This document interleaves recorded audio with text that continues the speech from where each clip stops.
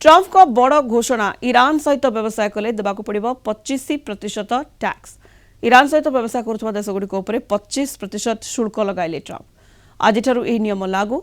Iran रे चलिथिबा सरकार विरोधी आंदोलन को दमन कर ईरान सरकार अर्थनैतिक चाप पकाइबा पई ट्रम्प एही पदक्षेप नैछंती।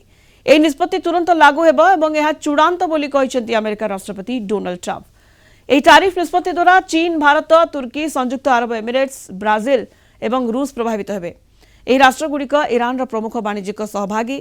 जदि कोनोसी देश ईरान रु किछि किणुछि किंबा बिकुछि तेबे सही देश अमेरिका को निजर सामग्री पठाइले 25% अधिक टैक्स देबाको हेबो।